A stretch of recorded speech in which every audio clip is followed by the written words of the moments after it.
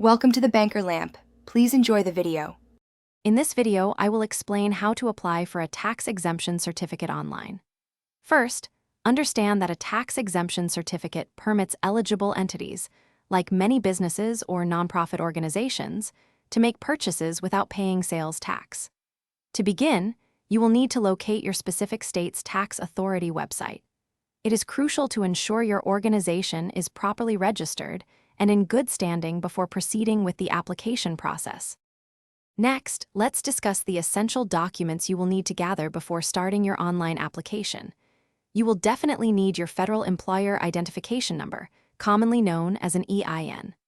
Also, prepare your state business registration documents and any articles of incorporation. For nonprofit organizations, a copy of your IRS determination letter, often a 501(c)(3) letter, is typically required. Having these ready will streamline your application significantly. Now, let's walk through the online submission process. Once on your state's tax authority website, navigate to the specific online portal for tax exemption applications. You will need to carefully complete all required fields, ensuring every piece of information is accurate and consistent with your documents. Upload your prepared supporting documents as prompted.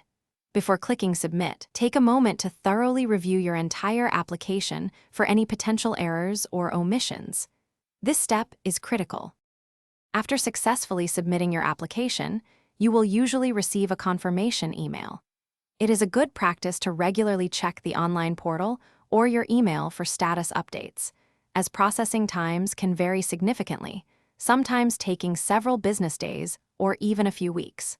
Once your application is approved, you can typically download and securely store your digital exemption certificate. Remember to present this certificate when making eligible tax-exempt purchases. Thanks for watching. If this was helpful, leave a like and consider subscribing. See you next time.